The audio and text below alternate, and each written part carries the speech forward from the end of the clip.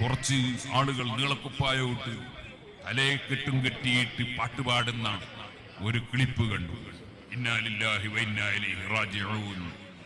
സാധാരണ നിലക്ക് ഒരു സാധാരണക്കാരായ ചെറുപ്പക്കാര് പോലും പാടാൻ മടിക്കുന്ന ഒരു മനുഷ്യന്മാരെ മുമ്പിൽ മനുഷ്യത്വമുള്ളവൻ പറയാൻ മടിക്കുന്ന വാചകങ്ങൾ പറഞ്ഞുകൊണ്ട് കല്യാണപ്പാട്ട് അത് പാടുന്ന സമയത്ത് എന്നാൽ പണ്ഡിതന്മാർക്ക് ഒരു മാനക്കേട് വരണ്ടെന്ന് മനസ്സിലാക്കി ആ തലേക്കെട്ട് ഊരി വെച്ചിട്ട് അതേപോലെ കുപ്പായം ഊരി വെച്ച് വേണമെങ്കിൽ ഒരു ടീഷർട്ടും ഇട്ട് ഒരു പാന്റും എടുത്തിട്ടാണെങ്കിൽ പണ്ഡിതന്മാർക്ക് മാനക്കേടുണ്ടാവുകയില്ലായിരുന്നു.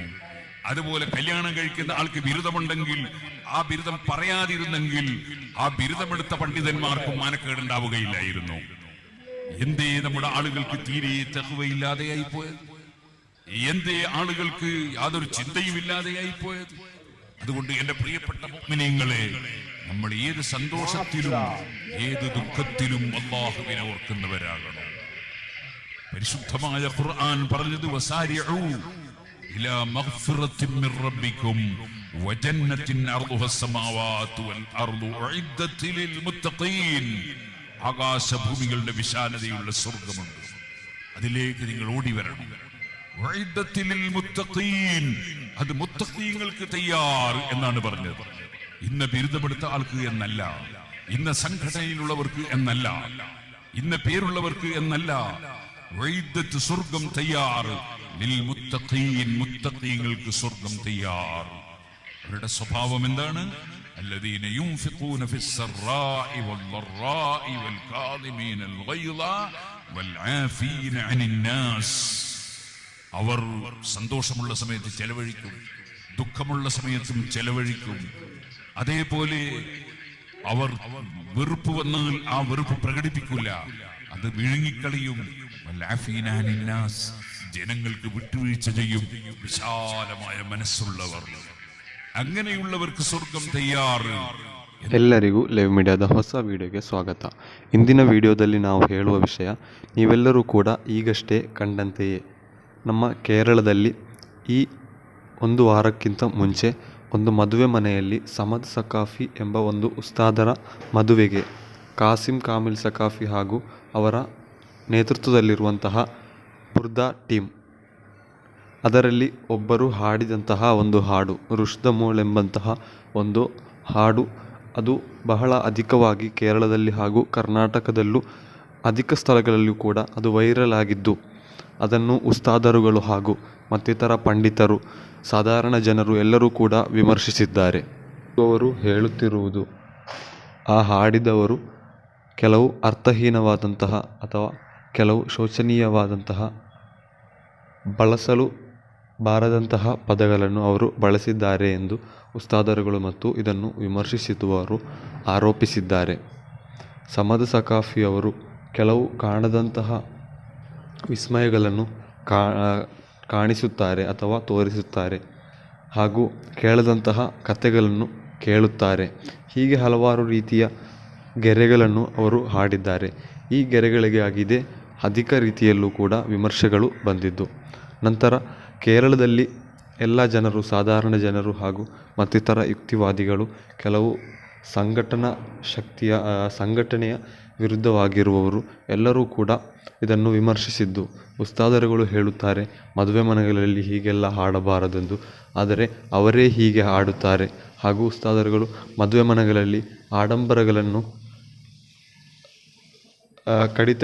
ಕಡಿಮೆಗೊಳಿಸಲು ಹೇಳುತ್ತಾರೆ.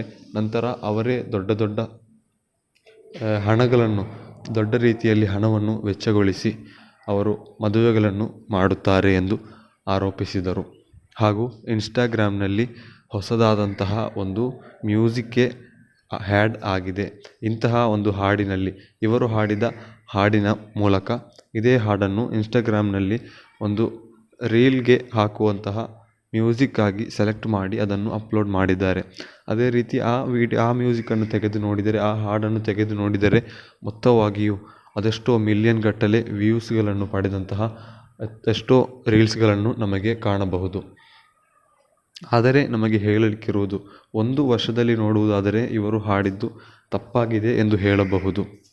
ಯಾಕಂದರೆ ಇಂದು ಬುರ್ದಾ ಮಜಲಿಸ್ನಲ್ಲಾಗಿದೆ ಹೀಗೆ ಇವರು ಮಾಡಿದ್ದು. ಉಸ್ತಾದರುಗಳು ಅದೆಷ್ಟೋ ಬಾರಿ ಪೇರಡು ಉಸ್ತಾದರವರಂತಹ ದೊಡ್ಡ ದೊಡ್ಡ ಉಸ್ತಾದರುಗಳು ಅದೆಷ್ಟೋ ಬಾರಿ ಹೇಳಿದ್ದಾರೆ, ಬುರ್ದಾ ಮಜಲಿಸ್ಗಳಲ್ಲಿ ಹಾಡನ್ನು ಹಾಗೆ ಹಾಡಬಾರದು.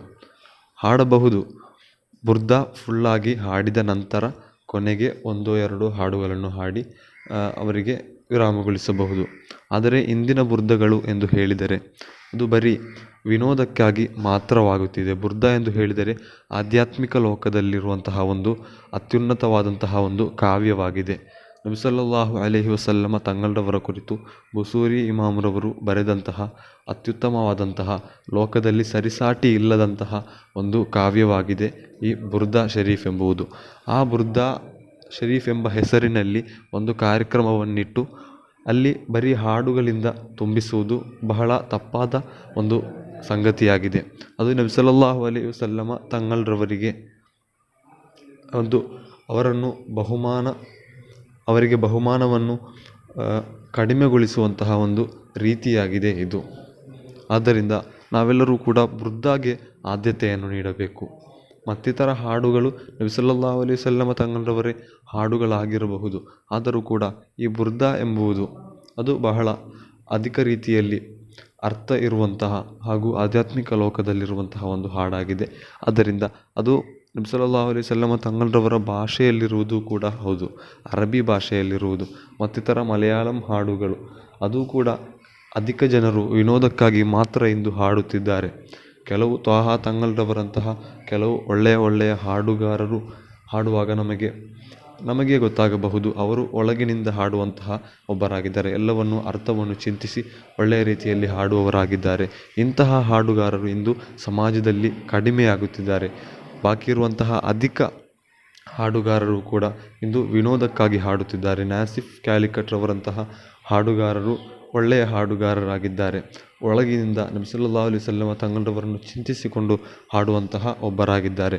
ಅದು ಅವರ ಆ್ಯಕ್ಷನ್ನಿಂದ ಮತ್ತಿತರ ವಿಷಯಗಳಿಂದ ನಮಗೆ ತಿಳಿಯುತ್ತದೆ.